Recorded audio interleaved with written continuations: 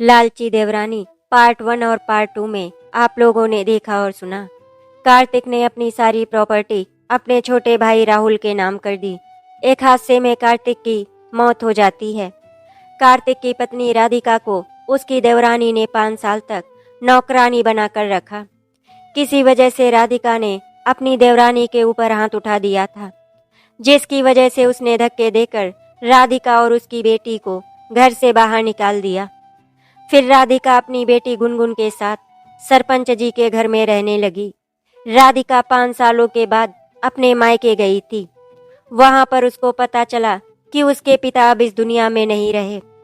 राधिका के पिता की मौत का जिम्मेदार उसकी माँ राधिका को मानती है।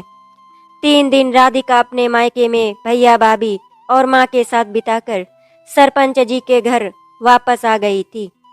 लालची देवरानी इस कहानी को समझने के लिए पहले इसका पार्ट 1 और पार्ट 2 जरूर देख ले। आइए सुनते हैं अब आगे की कहानी। सरपंच जी की मदद से राधिका को अब थोड़ा बहुत राशन पानी अपनी ससुराल से मिल जाता है। धीरे धीरे करके राधिका की जिंदगी तो पटरी पर आ रही थी, लेकिन इधर राधिका की ससुराल में उसकी सासू माँ यानी कि अनुपमा की जिंदगी बहुत ही ज्यादा बेहाल हो रही थी। राधिका के जाने के बाद घर में काम करने वाला कोई नहीं था। वैसे भी घर का सारा काम पहले राधिका ही करती थी, लेकिन अब धीरे धीरे करके राधिका की जगह अनुपमा जी ने ले ली थी। आज अनुपमा जी को समझ में आ रहा था कि उन्होंने पुष्पा की चिकनी चुपड़ी बातों में आकर बहुत बड़ी गलती कर दी है। राधिका के जाते ही पुष्पा ने अपनी औकात दिखानी शुरू कर दी थी। वो घर के सारे काम अब अनुपमा जी से ही करवाती है और खुद महारानी की तरह बैठकर हुक्म चलाती रहती है। अनुपमा जी का छोटा बेटा राहुल भी अपनी पत्नी का साथ देता है। वो अपनी माँ को कुछ भी नहीं मानता था। पुष्पा ने जो एक बार कह दिया फिर उसके लिए वही पत्थर की लकीर हुआ करता था। एक दिन की बात है, पुष्पा और राहुल दोनों अपने रूम में बैठकर गाजर का हलवा खा रहे थे। तभी अचानक उनके कमरे में अनुपमा जी पहुंच गई। क्या बहू, तुम लोग गाजर का हलवा खा रहे हो और मुझे बताया भी नहीं? राहुल, तू तो बहुत अच्छी तरह जानता है कि मुझे गाजर का हलवा कितना पसंद है, फिर भी तूने मेरे साथ ऐसा किया। तभी पुष्पा बोली, माँ जी आपका दिमाग तो ठीक है ना, और आप ये किस तरह से राहुल से बात कर रही हैं? अगर आपको नहीं पता है तो मैं बता देती हूँ। अब ये पूरा का पूरा घर मेरे नाम पर है और मैं यहाँ पर जैसा चाहूंगी वही होगा। आपको ज्यादा चूचपड़ करने की जरूरत नहीं है। 2 वक्त की रोटी आपको मिल ही जाती है, आपके लिए वही बहुत है। इसीलिए आइंदा से कभी हम दोनों के सामने अपनी जुबान खोलने की कोशिश मत करना। जितना आपसे कहा जाए बस उतना ही कीजिए, वही आपके लिए अच्छा होगा। और आपको क्या इतनी भी तमीज नहीं है कि किसी के कमरे के अंदर जाने से पहले दरवाजा खटखटा लेना चाहिए? बहू, पहले तो तुमने कभी मुझसे ऐसे बात नहीं की थी, फिर अब ऐसा क्या हो गया है? जब से राधिका इस घर से गई है तब से तुमने तो मुझे नौकरानी बनाकर रख दिया है। बहू, मेरी भी उम्र हो रही है, अब घर का सारा काम मुझसे नहीं होता। थोड़ी सी मदद कर दिया करो तो मुझे भी थोड़ा सा आराम करने का समय मिल जाएगा। अरे बुढ़िया, तुझे समझ में नहीं आता क्या? मैं इस घर की मालकिन हूँ। ना ही मैंने अपने घर में कभी काम किया था और ना ही मैंने यहाँ पर आकर कोई काम किया। ये तो आप बहुत अच्छी तरह से जानती हैं। अब आप मेरे कमरे से बाहर जाती हैं या फिर आपको धक्के मारकर रूम से बाहर निकालूं? राहुल, तेरी बीवी मुझसे इस तरह से बात कर रही है, तुझे थोड़ी सी भी शर्म नहीं आती? माँ, मुझे कोई शर्म नहीं आती। अब आप जाओ यहाँ से। पूरा मजा खराब कर दिया आपने गाजर के हलवे का। इतने मन से मैं गाजर का हलवा लेकर आया था, लेकिन आपने उसमें जहर घोल दिया। राहुल की बातें सुनकर अनुपमा जी के पैरों तले से जमीन ही खिसक गई। उन्होंने तो कभी सपने में भी नहीं सोचा था कि उनका बेटा राहुल उनके साथ ऐसा कुछ करेगा। अनुपमा जी वहां से जाने के लिए मुड़ी ही थी कि तभी पुष्पा ने आवाज दी, माँ जी, वॉशिंग मशीन खराब हो गई है। मेरे और राहुल के कपड़े बाथरूम में रखे हैं धुलने के लिए। उनको हाथ से धुल के छत पर डाल दीजिएगा मुझसे तो हाथ से कपड़े धोए नहीं जाते। अनुपमा जी पुष्पा की बात सुनकर चुपचाप वहां से चली आई और उनकी आंखों में आंसू आ गए। अनुपमा जी चुपचाप बाथरूम में जाकर कपड़े धोने लगी और मन ही मन में अपने बेटे कार्तिक और राधिका को याद करने लगी। राधिका इतने बड़े घराने की बेटी थी, फिर भी कभी उसने मुझसे बदतमीजी से बात तक नहीं की। हमेशा उनका आदर सम्मान किया। अनुपमा जी भी शुरू शुरू में राधिका से बहुत प्यार करती थी, लेकिन जैसे ही पुष्पा इस घर की बहू बनकर आई, उसने अनुपमा जी के मन में राधिका के लिए कड़वाहट डालनी शुरू कर दी। पुष्पा ने अनुपमा जी से जो भी कहा, अनुपमा जी ने उसकी बात मान ली, जिसका नतीजा ये हुआ कि अनुपमा जी राधिका से नफरत करने लगी और उसको मन ही मन में कोसने लगी। राधिका के पिता ने लगन में 81,000 रुपए दिए थे। उसमें से कुछ रुपए खत्म हो गए थे, लेकिन 50,000 रुपए अभी भी बच गए थे, जो अनुपमा जी के खाते में थे, और ये बात पुष्पा जान गई थी। फिर धीरे धीरे करके पुष्पा ने अपना दिमाग चलाना शुरू किया और एक दिन ऐसा आया कि अनुपमा जी को पुष्पा पर पूरी तरह से यकीन हो गया। अब पुष्पा जो भी कहती थी, अनुपमा जी वही करती थी, और इस तरह दोनों मिलकर राधिका को परेशान करने लगी थी। एक दिन पुष्पा और राहुल ने अनुपमा जी से कहा, माँ, मैं ऊपर दूसरी मंजिल बनवाना चाहता हूँ। ऊपर की मंजिल बनवाकर उसको किराए पर उठा दूंगा, जिससे घर में कुछ रुपए आते रहेंगे। क्योंकि आप तो अच्छी तरह से जानती हैं, मेरा व्यापार कोई खास बहुत अच्छा नहीं चल रहा है। मुझे बिल्कुल भी समझ में नहीं आ रहा कि मैं क्या करूं और क्या नहीं। इसीलिए मैंने यही सोचा है। अब आपकी क्या राय है इस बारे में? हमें ऊपर की मंजिल बनवाकर किराए पर उठा देना चाहिए, जिससे घर में 4 पैसे आते रहेंगे। माँ, आपसे एक बात और कहनी थी। आपके अकाउंट में जो 50,000 रुपए पड़े हैं ना, वो आप मुझे निकाल कर दे दीजिए। उसी से मैं ऊपर का फ्लोर बनवा लूंगा, और जैसे जैसे हमें किराया मिलता जाएगा, मैं आपके अकाउंट में डालता चला जाऊंगा। एक बार को तो राहुल की बात सुनकर अनुपमा जी हैरान रह गई थी, लेकिन तब तक पुष्पा ने उन्हें इतने अच्छे से समझा दिया कि उन्होंने तुरंत ही हाँ कर दिया। पुष्पा लोगों को अपनी बातों में फंसाना बहुत अच्छी तरह से जानती थी। अगले दिन अनुपमा जी राहुल के साथ बैंक गईं और 50,000 रुपए निकाल कर राहुल के हाथ में रख दिए। राहुल की खुशी का कोई ठिकाना नहीं था। उसने और पुष्पा ने जैसा सोचा था, बिल्कुल वैसा ही हुआ। राहुल और अनुपमा जी घर आ गए। राहुल ने वो रुपए पुष्पा के हाथों में रख दिए और कहा, पुष्पा, इनको संभाल कर रखना। जब मैं मांगूंगा तुमसे, तब मुझे दे देना। पुष्पा वो रुपए लेकर तुरंत अपने कमरे में चली गई और अपनी अलमारी में रख दिए। आज पुष्पा और राहुल दोनों ही बहुत खुश थे, क्योंकि 50,000 रुपए उनके हाथ लग गए थे, जो कि उस समय के हिसाब से बहुत ही बड़ी रकम थी। अब पुष्पा और राहुल ने मिलकर अपने अलग ही तेवर दिखाने शुरू कर दिए, जिसकी कल्पना अनुपमा जी ने कभी नहीं की थी। आज के समय में अनुपमा जी की इज्जत उनके ही घर में सिर्फ और सिर्फ एक नौकरानी की है। कहते हैं, जैसा आप दूसरों के साथ करोगे, एक न एक दिन आपके साथ भी वैसा ही होगा। अनुपमा जी ने पुष्पा के कहने पर अपनी बड़ी बहू राधिका को घर की नौकरानी बना दिया था, और आज उसके जाते ही वो खुद ही अपने घर की नौकरानी बन गई। उन्होंने तो कभी सपने में भी नहीं सोचा था कि उनका किया हुआ इतनी जल्दी उनके पास लौटकर वापस आ जाएगा। अचानक से अनुपमा जी के कानों में आवाज आई, माँ, अगर कपड़े धुल गए हों तो थोड़ा सा खाना भी बना दीजिए। क्या आप हम लोगों को भूखा ही मारना चाहती हैं? 4 कपड़े थे धुलने के लिए और घंटे भर लगा दिया उसमें भी। थोड़ा जल्दी जल्दी हाथ चलाया करिए, और भी घर में बहुत सारे काम होते हैं। पुष्पा की आवाज कान में पड़ते ही अनुपमा जी अतीत से वर्तमान में वापस आ गई। हाँ बहू, मैंने सुन लिया है। अभी मैं कपड़े छत पर डाल कर आती हूँ, फिर तुम लोगों के लिए जल्दी से खाना बना देती हूँ। अनुपमा जी के पैर गीले थे और वो जल्दबाजी में सीढ़ियाँ चढ़ती हुई छत पर जा रही थी। तभी उनका पैर फिसल गया और वो धड़ाम से जमीन पर गिर पड़ी। खैर, भगवान की कृपा से चोट बहुत ज्यादा नहीं आई थी, बस पैर में थोड़ी सी मोच आ गई थी, जिसकी वजह से पैर में स्वेलिंग भी आ गई थी और अनुपमा जी को चलने में थोड़ी तकलीफ हो रही थी। अनुपमा जी के गिरने की आवाज सुनकर राहुल और पुष्पा दोनों कमरे के बाहर आ गए थे। वो बाहर हॉल में सोफे पर बैठ गई थी।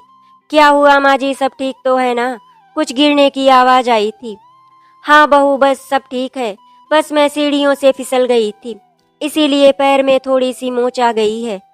माँ जी, मोच वगैरह कुछ नहीं आई है, आप जल्दी से किचन में जाइए और हमारे लिए खाने के लिए कुछ बनाइए। बहुत तेज से हम दोनों को भूख लगी है। आपसे अच्छी तो वो राधिका भाभी ही थी, कम से कम घर के सारे काम आराम से कर लिया करती थी, कोई शोर शराबा नहीं करती थी, और आपके तो पूरे दिन नखरे ही खत्म नहीं होते। मैं तो तंग आ गई हूँ आपसे। देख लीजिए माँ जी, आपको सही से रहना है तो रहिए, नहीं तो कहीं मुझे राधिका भाभी की तरह आपको भी धक्के मारकर इस घर से बाहर ना निकालना पड़े।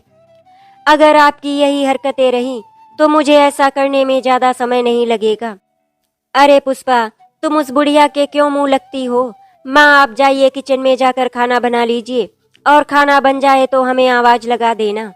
हर समय दिमाग खराब कर दिया करती हैं। इसके अलावा तो आपके पास कुछ काम होता ही नहीं है। दोनों की बातें सुनकर अनुपमा जी की आंखों में आंसू आ गए थे। उनको सच में पैर में बहुत ही तकलीफ हो रही थी, लेकिन वो अपनी तकलीफ किससे जाकर बताएं? उन्हें ये समझ ही नहीं आ रहा था। राधिका के पास वो जा नहीं सकती थी, और आस पड़ोस में तो पुष्पा की वजह से उन्होंने अपना व्यवहार खराब कर लिया था। अनुपमा जी धीरे धीरे किचन में गईं और जाकर खाना बनाया। जब खाना बन गया तो उन्होंने पुष्पा को आवाज लगाई, पुष्पा बहू, खाना बन गया है, ले लो आकर। माँ जी, आपके पैर टूट गए हैं क्या? खाना यहीं कमरे में ले आइए। धीरे धीरे करके किसी तरह से अनुपमा जी ने दोनों की खाने की थाली लगाई और उनके कमरे में ले गईं। अनुपमा जी ने बाहर से ही गेट खटखटाया, बहू खाना लेकर आई हूँ, ले लो। खाना देकर अनुपमा जी किचन में आ गईं और अपने लिए थोड़ा सा खाना निकाला। अनुपमा जी ने खाना खाने के बाद पेन किलर की दवा खा ली, क्योंकि उन्हें बहुत दर्द हो रहा था। पहले उन्होंने अपने पैर की मालिश की और फिर उसके बाद वो दवा खा के चुपचाप अपने बिस्तर पर लेट गईं।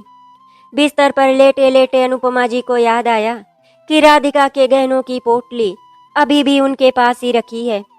राधिका जी अब बिल्कुल भी नहीं चाहती थी कि ये गहनों की पोटली पुष्पा के हाथों लग जाए, इसीलिए उन्होंने वो गहनों की पोटली अलमारी से निकाली और अपने गद्दे को खोलकर उसमें छुपा दिया, और फिर उसके बाद गद्दे को सिल दिया, और फिर उसके बाद अनुपमा जी बिस्तर पर लेट गईं और थोड़ी देर के लिए सो गईं। लगभग 2 घंटे की नींद लेने के बाद अनुपमा जी उठी। अब उन्हें थोड़ा सा अच्छा महसूस हो रहा था, पैर भी कम दर्द हो रहा था। धीरे धीरे करके वो किचन में गईं, सबके लिए चाय बनाई और खुद भी थोड़ी सी चाय पी। अब अनुपमा जी किचन में रात के खाने की तैयारी करने लगी थी। राहुल और पुष्पा आराम से टीवी देख रहे थे।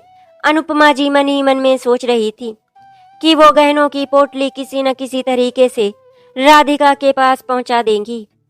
अनुपमा जी अब एक मौका तलाश रही थी जब वो दोनों बाहर जाएं, लेकिन पुष्पा तो कहीं बाहर जाने का नाम ही नहीं ले रही थी। वो घर पर आराम से खाना पीना खाती और मस्त पड़ी पड़ी टीवी देखती रहती। धीरे धीरे करके 1 महीना गुजर गया, लेकिन अनुपमा जी को ऐसा कोई मौका नहीं मिला कि वो राधिका को उसके गहने लौटा पाती। एक दिन की बात है, अनुपमा जी के कमरे का पानी खत्म हो गया था और वो पानी लेने के लिए किचन में जा रही थी। तभी उनके कानों में आवाज पड़ी, राधिका भाभी के गहने आज भी। इतना सुनते ही अनुपमा जी वहीं पर रुक गईं और रुककर उनकी बातें सुनने लगी। तभी पुष्पा ने राहुल से कहा, राहुल, वो गहने बहुत सारे हैं, अगर वो गहने हम लोगों को मिल जाए तो हम माला माल हो जाएंगे, क्योंकि वो गहने राधिका भाभी के मम्मी पापा ने बनवाए थे। उनका वजन बहुत ही ज्यादा है, इसीलिए हमें माँ जी को थोड़ा सा बहला फुसलाकर वो गहने लेने ही होंगे, नहीं तो क्या पता माँ जी का कब मूड बदल जाए और वो गहने ले जाकर राधिका भाभी को दे दे। इतना सुनने के बाद अनुपमा जी वहां से चली गई और किचन में जाकर पानी लिया, फिर अपने रूम में आ गई। इधर पुष्पा और राहुल अनुपमा जी से राधिका के गहने हड़पने का प्लान बना रहे थे। पुष्पा ने राहुल से कहा, राहुल, कल जब बाहर से घर वापस आना तो थोड़ा सा गाजर का हलवा ले आना। लेकिन पुष्पा, इसमें गाजर के हलवे का क्या काम है?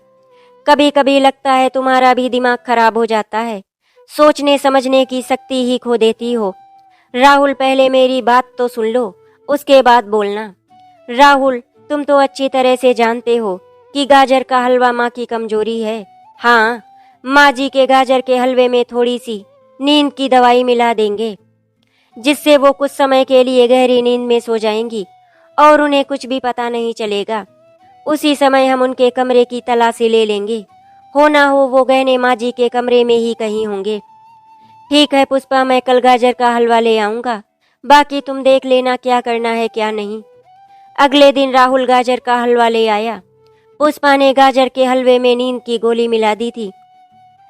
अनुपमा जी राहुल के लिए चाय लेकर आई थी। उन्होंने देखा गाजर का हलवा रखा हुआ था। इस पर अनुपमा जी बोली, बहू, गाजर का हलवा तुमने छोड़ दिया है, इसे खाओगे नहीं क्या? मैं इसको ले जाकर किचन में रख देती हूँ। नहीं नहीं माँ जी, इसको किचन में रखने की जरूरत नहीं है, ठंडा हो जाएगा तो फिर अच्छा नहीं लगेगा, इसीलिए ये हलवा आप खा लीजिए। अनुपमा जी ने तुरंत ही गाजर का हलवा उठा लिया और उसको लेकर अपने कमरे में आ गई और सुकून से बेड पर बैठकर वो हलवा खाने लगी। हलवा खाने के बाद उन्हें नींद आ गई और वो वहीं बेड पर सो गईं। पुष्पा और राहुल दोनों ने मिलकर अनुपमा जी के कमरे की तलाशी लेने लगे, लेकिन उन्हें वो गहने कहीं भी नहीं मिले।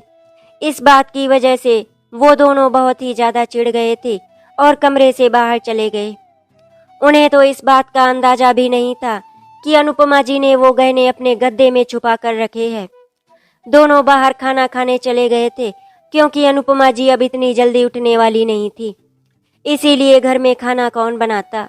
दोनों बाहर से खाना खाकर आ गए और चुपचाप अपने कमरे में चले गए और सो गए। अगले दिन सुबह जब अनुपमा जी उठी तो उन्हें अपना सामान थोड़ा सा बिखरा हुआ मिला। उन्हें समझ में आ गया था कि उनके कमरे की तलाशी ली गई है, लेकिन वो ये अभी तक जान नहीं पाई थी कि वो इतनी देर तक कैसे सोती रहीं, और अगर सो गई थी तो फिर बहू और राहुल ने जगाया क्यों नहीं रात का खाना बनाने के लिए। अब अनुपमा जी बहुत अच्छी तरह से समझ गई थी कि उस हलवे में कोई न कोई गड़बड़ तो जरूर थी, क्योंकि वो हलवा खाने के बाद से ही उनको बहुत तेज की नींद आने लगी थी। चाय देने से पहले तो उन्हें बिल्कुल भी नींद नहीं आ रही थी, फिर अचानक कैसे इतनी तेज नींद आ गई। जो होना था खैर वो तो हो गया। अनुपमा जी ने उठने के बाद अपने कमरे का दरवाजा बंद कर दिया और गद्दा खोलकर उसमें अपने गहने चेक किए तो उसमें सारे गहने रखे हुए थे। अब अनुपमा जी को थोड़ा सा सुकून मिला था। वो नहा धोकर तैयार होकर अपने रूम से बाहर आ गई। जैसा कि अनुपमा जी समझ गई थी कि पुष्पा की नज़र उन गहनों पर है, उसी तरह से पुष्पा को भी समझ में आ गया था कि अनुपमा जी से गहने उसको इतनी आसानी से नहीं मिलने वाले। दोपहर का समय हो गया था।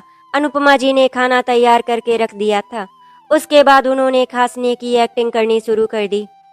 अनुपमा जी के खांसने की आवाज़ सुनकर थोड़ी देर बाद पुष्पा अपने कमरे से बाहर आई और बोली, क्या हुआ है माँ जी, आप इतना क्यों खांस रही हैं?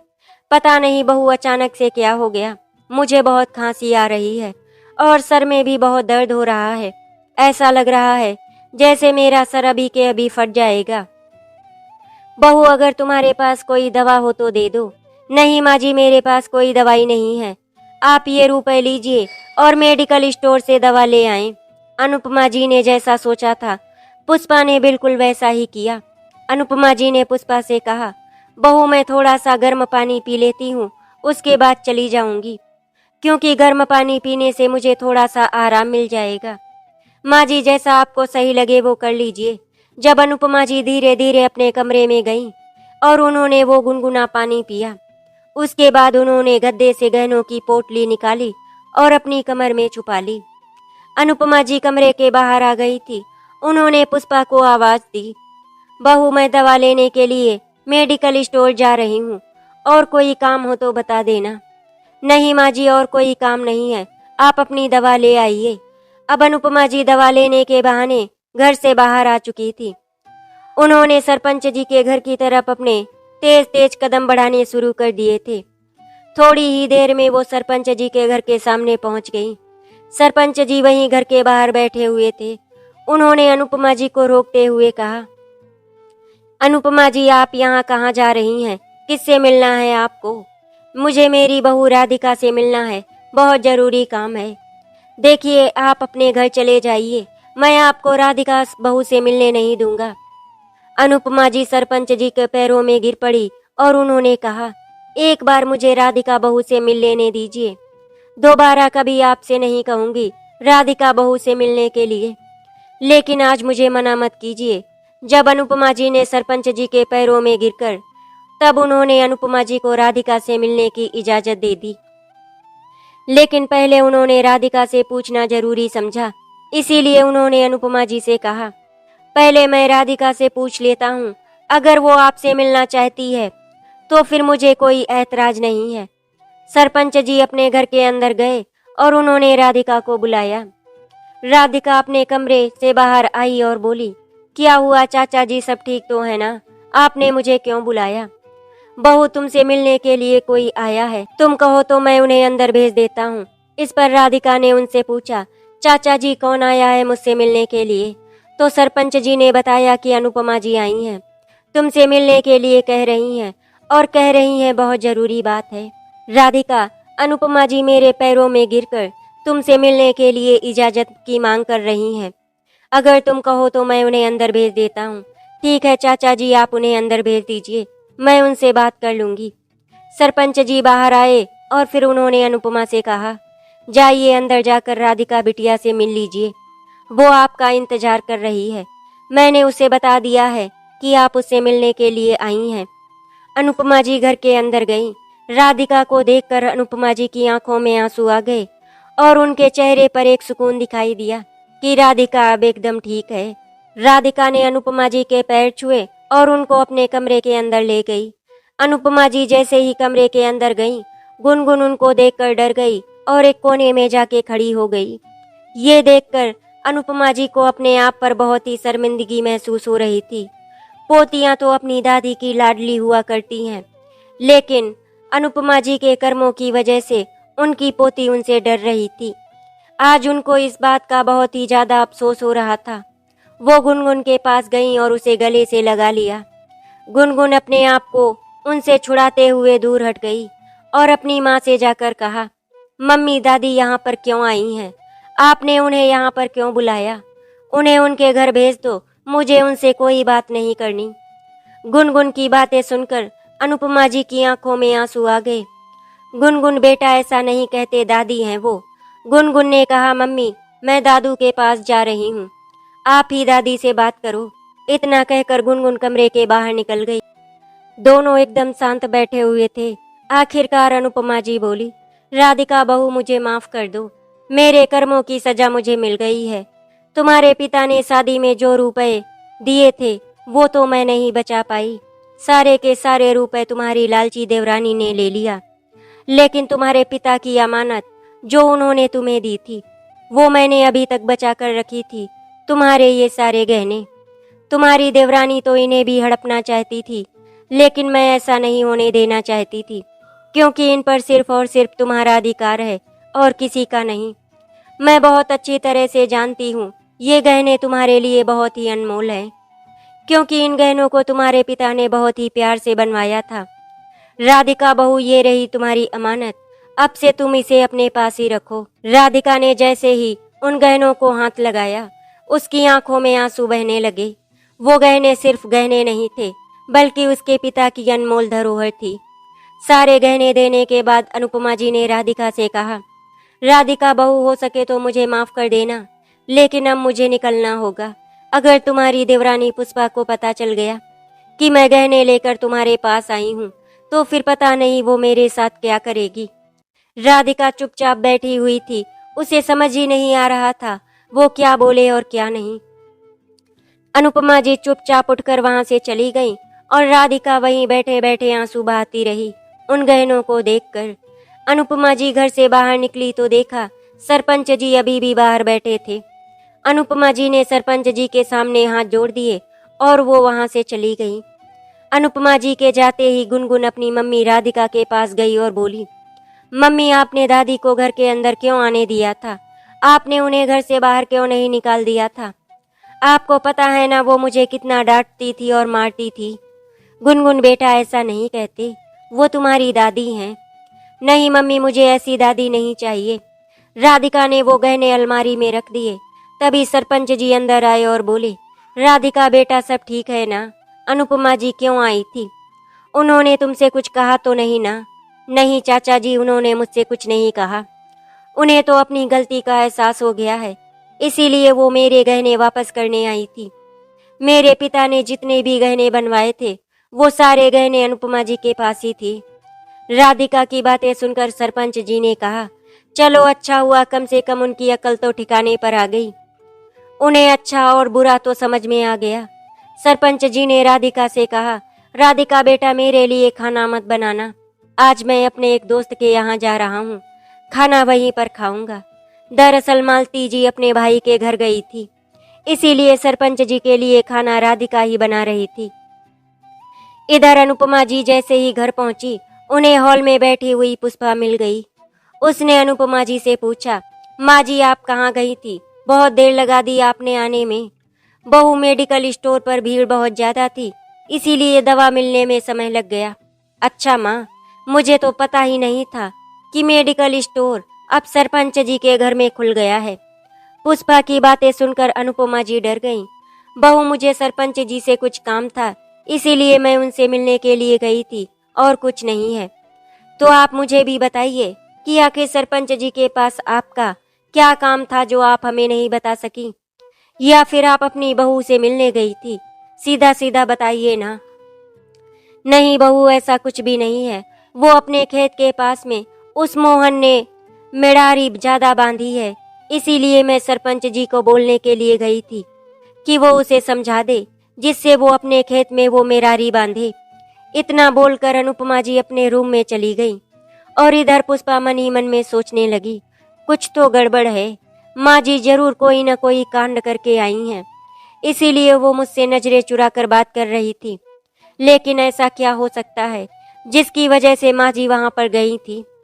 पुष्पा यही सारी बातें सोच सोच कर परेशान हो चुकी थी, लेकिन उसे कुछ भी समझ में नहीं आ रहा था। थोड़ी देर बाद जब राहुल घर आया तो पुष्पा ने राहुल को बताया कि माँ जी आज सरपंच जी के घर गई थी। जब मैंने उनसे पूछा तो उन्होंने मुझे बताया कि अपने खेत में किसी ने मेरारी बांधी है, इसीलिए वो सरपंच जी से बात करने गई थी। आप जरा एक बार खेत पर जाकर देख लीजिए कि वहां पर क्या हुआ है। ठीक है पुष्पा, मुझे थोड़ी सी चाय पिला दो, उसके बाद मैं जाकर देखता हूँ कि आखिर सच क्या है।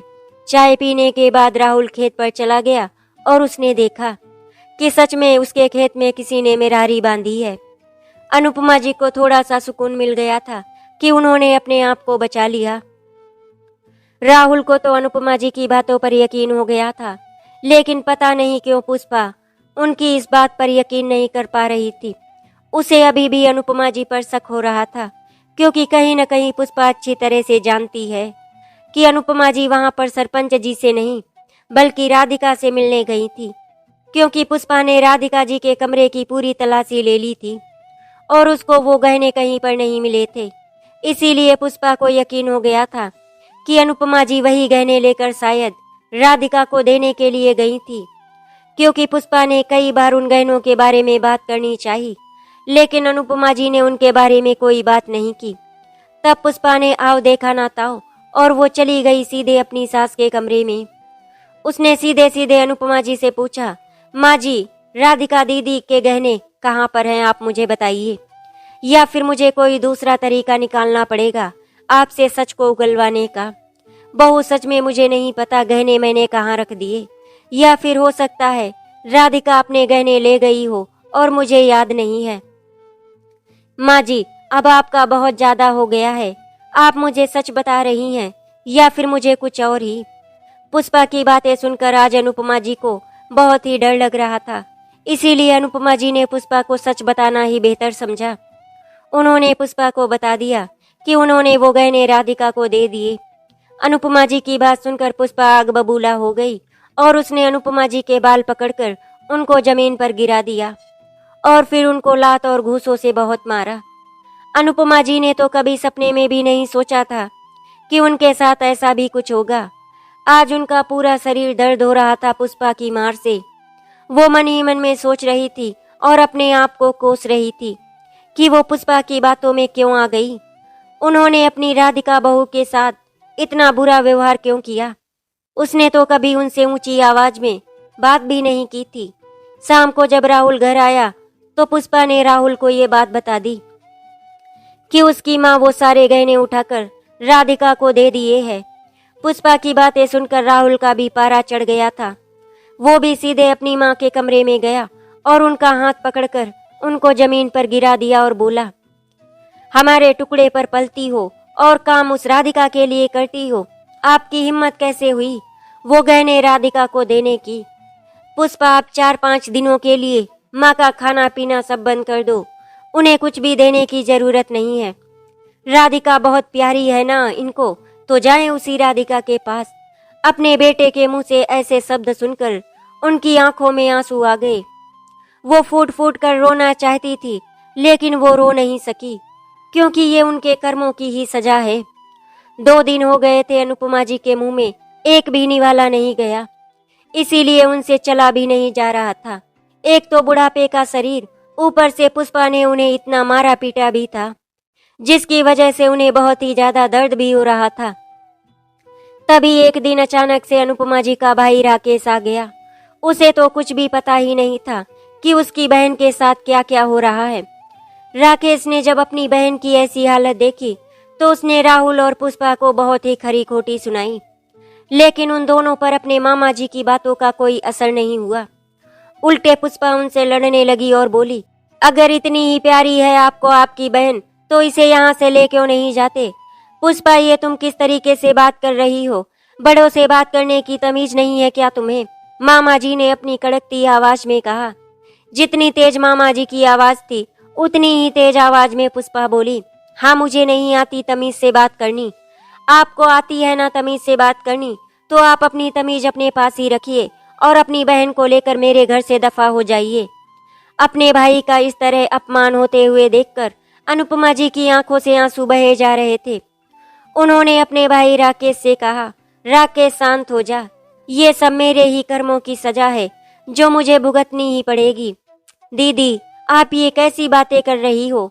आपने ऐसा क्या किया जो आपको ये सजा भुगतनी पड़ेगी?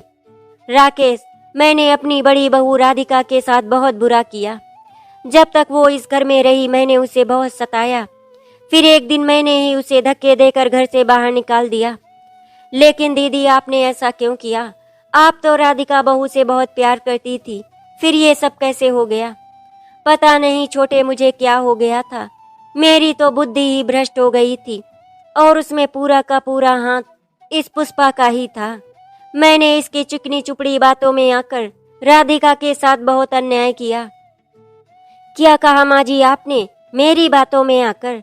आपका दिमाग क्या घास चढ़ने चला गया था? आपको समझ में नहीं आ रहा था कि आप क्या कर रही हैं और क्या नहीं? दोष सारा का सारा मुझे दे रही हैं। सही कह रही हो बहू, मैंने अपनी अक्ल का इस्तेमाल नहीं किया, तभी तो आज ये दिन देख रही हूँ। मामा जी, बहुत हो गया आप लोगों का ड्रामा। आप मम्मी को उठाइए और जाइए यहाँ से। राहुल की आवाज आई। अनुपमा जी अपने भाई राकेश के साथ इस घर को छोड़कर चली गईं।